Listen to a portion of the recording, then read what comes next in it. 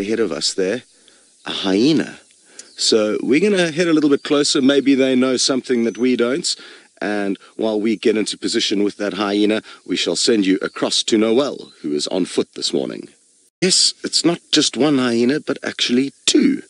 And it looks like they are just relaxing, taking it easy this morning. I have no doubt that they had a busy evening. They actually followed their tracks from the area of our camp to where we are now, and they've probably moved at least a mile, but hyenas are renowned for moving huge distances at night. They've got great stamina. Seems like, judging by their empty bellies, they didn't have any success in finding anything to scavenge, nor anything to hunt. Sadly, something that we haven't really documented very much, but certainly does happen in the Sabi Sands. The hyenas here do hunt. How much? I mean, we're uncertain because a lot of the time they're active, we're asleep. But there have been one or two confirmed sightings quite recently of hyena chasing prey around. Not too far south of here, some hyena chased a large kudu bull into a waterhole where some lions were resting up, and those lions cashed in and ran into the water and took down that kudu bull. It was an epic, epic sighting. Is that a little red tinge on her back there? Is that some blood, maybe a little wound? Hard to be certain, but it does look like a little bit of a reddish tinge where her kind of hip joins up with the rest of her body there. I'm guessing it's a female, just because. And the strongest in the hyena kingdom. They are the dominant ones, interestingly.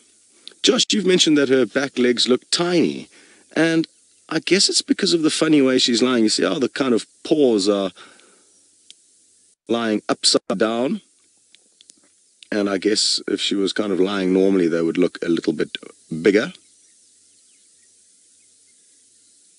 Isn't it wonderful how we can be so close to these animals and they really don't care about us?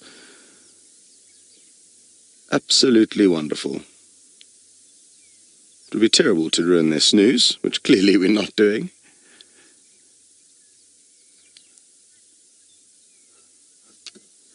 Funny, you'd like to know if they hunt impala, and yes, they certainly do. Quite a few years back on the Djuma dam cam, there was a sighting of some hyena chasing an impala into the Djuma waterhole. So yes, impala is certainly on their list of things that they will possibly hunt. But like most predators, they are highly opportunistic. So there's kind of no set menu.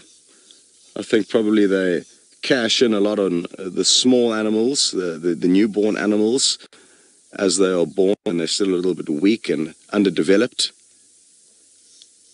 Okay, well, that one's just got up with no warning. I wonder if it's heard something, or if it's just feeling lucky heading down this road. Lead us to a leopard, or some lion. Well, perfect. I'm glad you guys have had a snooze. There you can see now her back legs look kind of normal, now that she's up and on the move. What would be really nice if they vocalized for us. It's something that we seldom get to show you.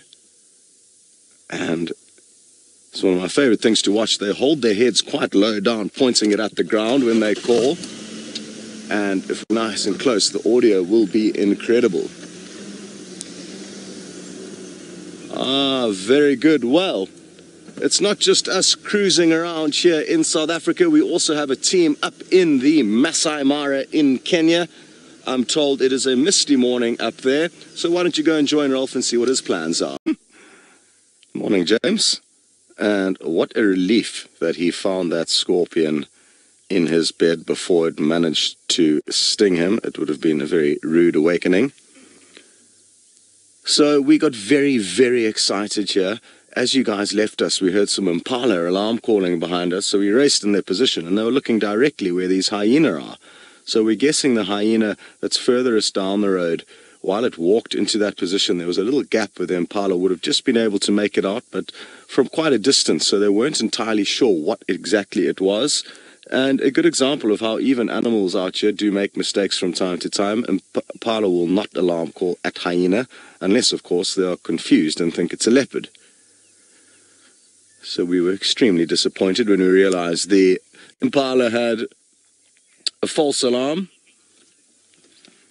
Donald, you would like to know if there's a reason why they are sleeping on the road. And yes, there is. It's not as kind of loaded with parasites as the grassy areas. I guess it's nice and comfortable on the sand as opposed to in the bush where you'll have lots of little twigs and branches sticking up.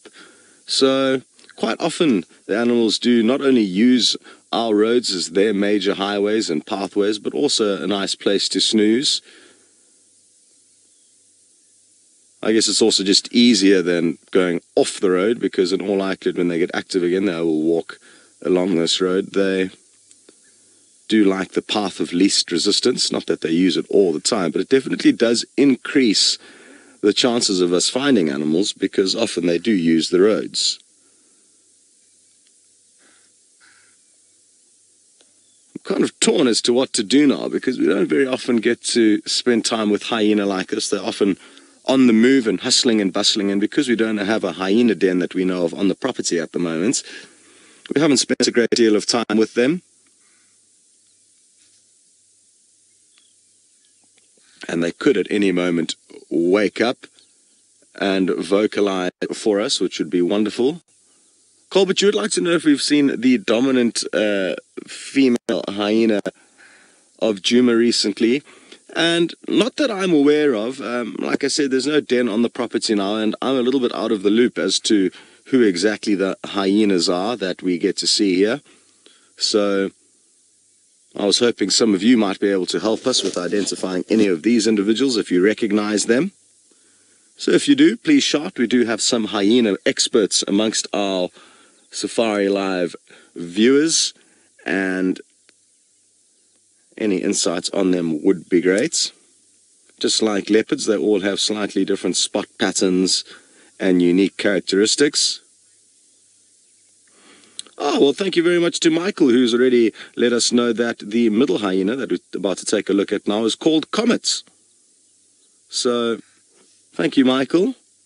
And what is it, what's the distinguishing feature that you used to ID her, Michael?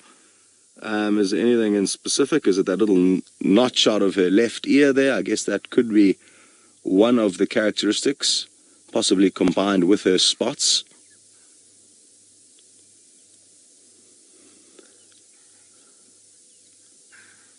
And Kirsty's just whispered in my ear, Kirsty's directing the show, that she thinks Comet might be a boy.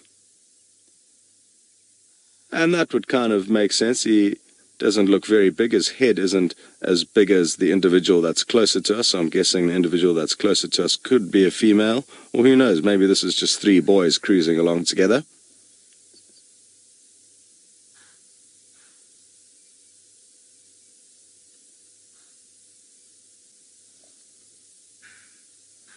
These impala are still alarm calling behind us. I'm almost tempted to go and have another look to see why they are still alarming.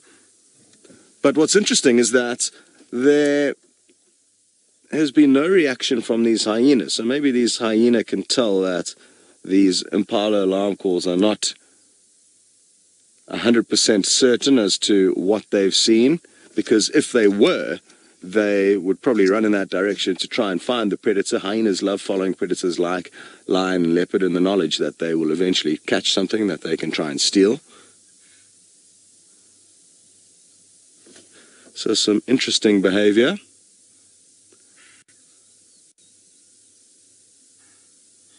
Okay.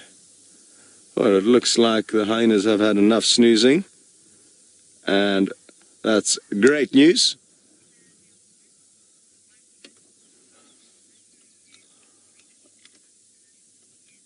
Okay, well, thank you very much, Michael. You have just said that the one that was closest to us is an unknown male, so I was wrong by thinking it was a female. And the third one you haven't had a good enough look at to know who's who. But in all likelihood, a little group of males going about their business together.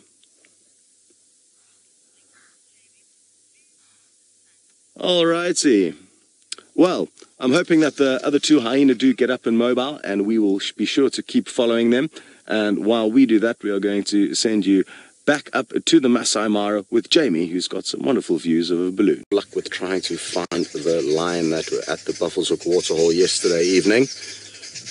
They've been kind of up and down, taking it very slowly. The third individual is further down the road, just tucked off in some bushes, and the other two are over here. And I'm guessing they're just going to be up and down slowly this morning, cruising about.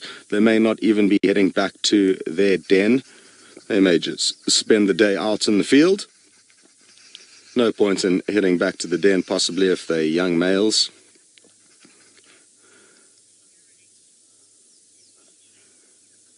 Jabba Pokey, you would like to know if hyenas are related to wild dogs in any way, and they most certainly are not. And interestingly, hyena are more closely related to cats than dogs. Hard to believe when you look at their anatomy, but that is the case. They are actually in their own family. So you get the cat family, you get the dog family, and then you get the Hyenidae family. So a very unique beast, and one of, I guess, the most impressive and interesting things that hyenas kind of have in terms of their social structure, hierarchy, and even their anatomy, is that the females are stronger and dominant than the males. And in the world of mammals, this is incredibly rare. Okay, here comes the third hyena, catching up with the rest of his crew.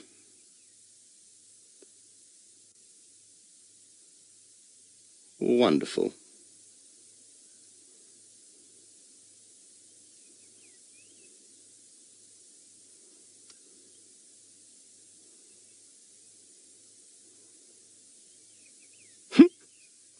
Why are you holding your head up like that? Trying to get a better view of us on the car, possibly?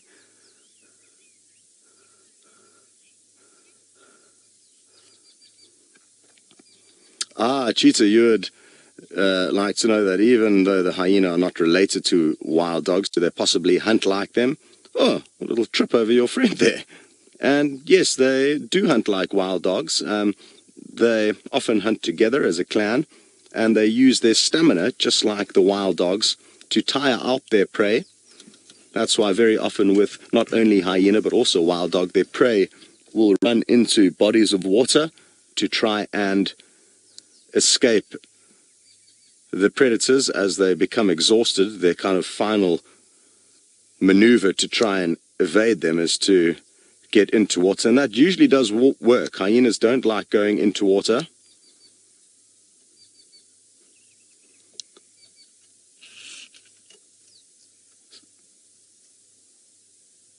We've got another individual who's following the first one, not too far from our vehicle.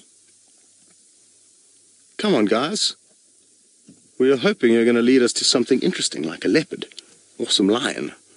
And I'm not sure if James has updated you. He sent me a message on the Game Drive channel that he did have some lion tracks quite close to where Tundi's den is. So let's hope that everything's okay there with Tundi and her little cub.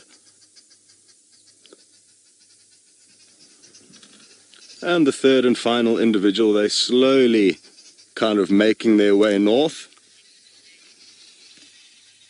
Wonderful. Well, like I said, James did have some lion tracks, and now that these hyenas have moved, we need to get into another spot. So why don't you go and find out exactly what he thinks went on with those lions close to Tundi's den.